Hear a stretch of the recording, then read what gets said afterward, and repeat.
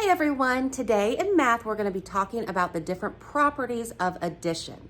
So what you're going to need is your math notebook, a spiral like I have up there, or a composition notebook, whatever. So go ahead and grab that and a pencil. If you need to pause me, go ahead.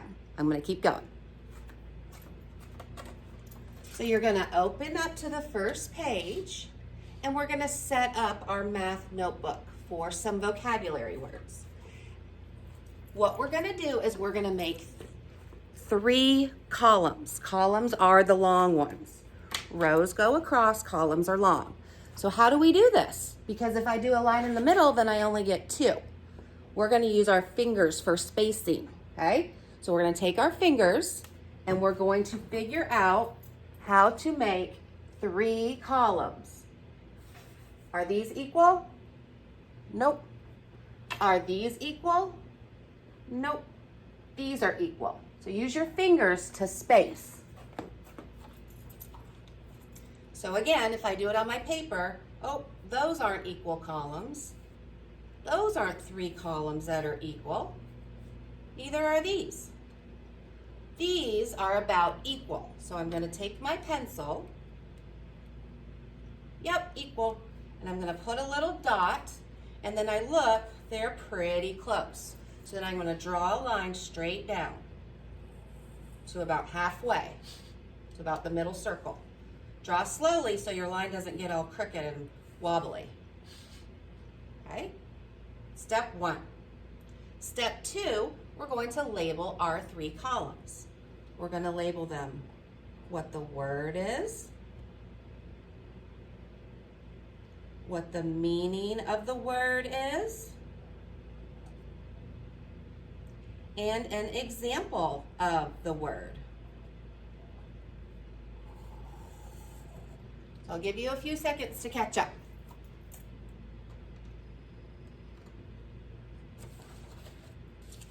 Okay, our first word is sum. Do you remember what that word means? The sum is the answer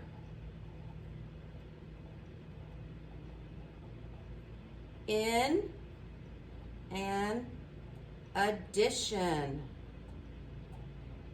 problem.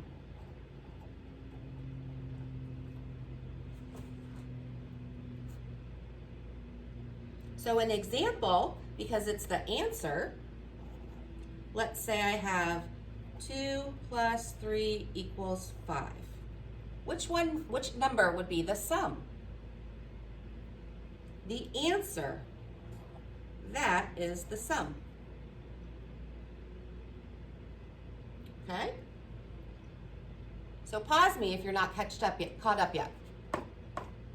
Now to go to number 2, I'm not going to draw a line under each thing. I'm going to go to the column that's the longest, and I'm going to draw a line through that.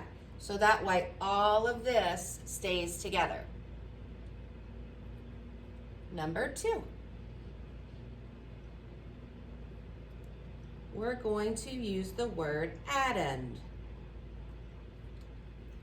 Do you remember what an addend is? The answer is in the word.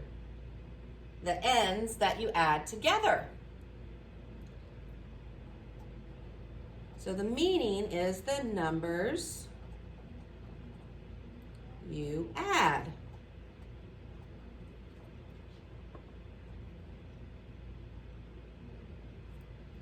So an example, if I use 2 plus 3 equals 5 again, what are the numbers you're adding together? 2 and 3. Those are the addends. So when I go to the longest column and I draw my line for number 3. I think I'm going to need to make my columns a little bit longer.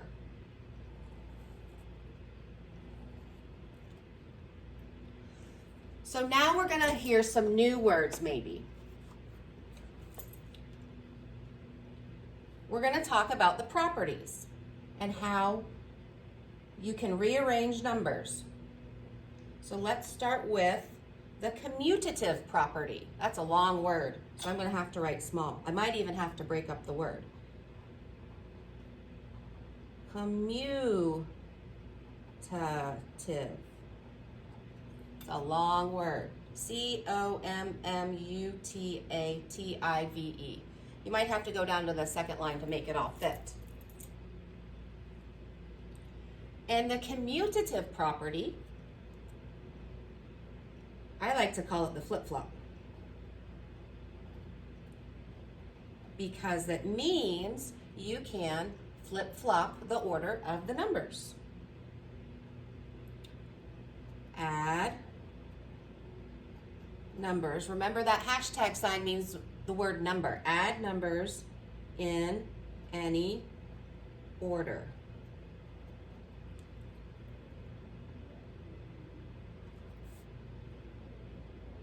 So an example of that would be, you could say 2 plus 3 equals 5. And if you say 3 plus 2 also equals 5.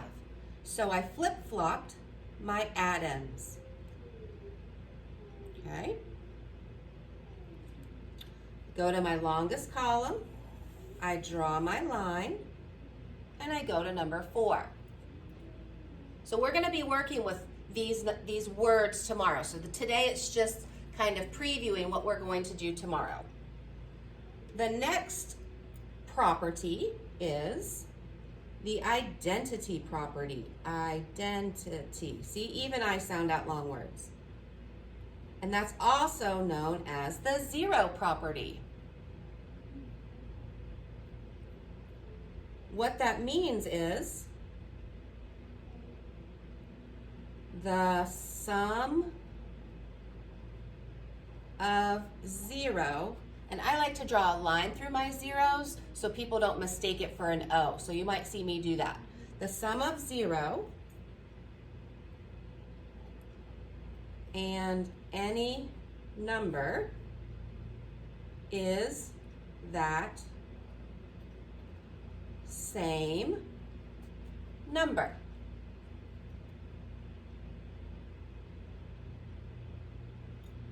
For an example, if I say 39 plus 0, what do I get? Pretty easy. 39. If I say 0 plus 47, what do I get? It's the other number, 47. One more word.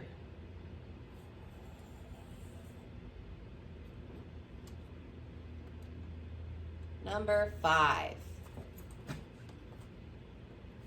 Last property is the associative property.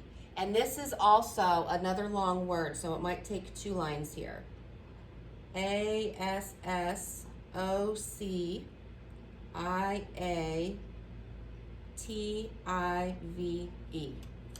A-S-S-O-C-I-A-T-I-V-E.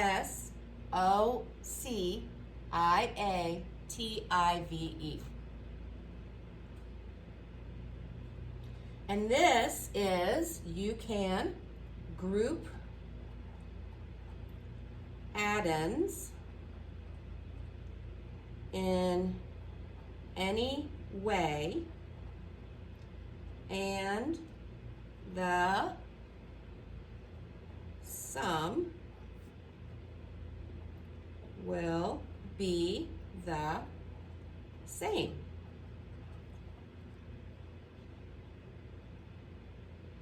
I promise this is the last word that we're doing. Your fingers might be sore because you probably haven't written this much in a long time. And again, you can always pause and then go back and rewind to catch up. So an example of that would be 18 plus 14 plus 15 equals, now these parentheses right here, those are called parentheses. They group numbers or even words sometimes. But what the parentheses mean in math is that's what you do first, okay? So you would do this first, then add 15. But the associative property means you can group them in different ways. So we can put the parentheses around over here differently, but you're still going to get the same answer. So that would look like, and the numbers are in the same order. So then I would say 18 plus, now I'm putting my parentheses in a different order, 14 plus 15.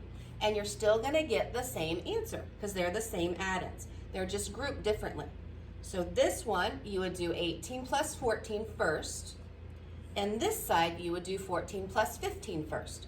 But you're still going to get the same answer because when you add, you can move the parentheses, you can flip-flop the add-ins, and you're still going to get the same answer.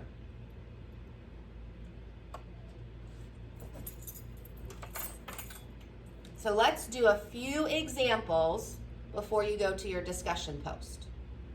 Let's see. If I do example A, if I do 18 plus 5 equals 5 plus 18, which property is that? Is that commutative, where we flip-flop? Identity 0? No, there's no zeros there, so it can't be that one for sure. So is it associative, where we group the add-ins differently, or is it commutative, where we flip-flopped? Yep, we just flip-flopped, so this would be, I'm going to put a C for commutative. And that's what you're going to do on your discussion post. Okay, if I do 16 plus 3 plus 7 equals 16 plus 3 plus 7. Which property is that one? Well, I know it's not the 0, so it's not identity. So is it commutative? Did I flip-flop the numbers? 16, 3, 7. Nope, they stayed in the same order. So let's see associative. Did I group them differently? Parentheses here, parentheses here. Yep, I grouped them differently. So that would be A for associative. And let's do one more example.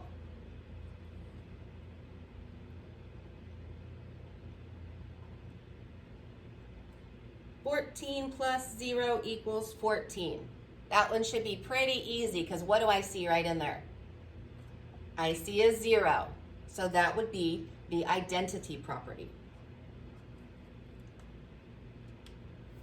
So once you finish writing your notes, you're going to go to Schoology and go on the discussion post.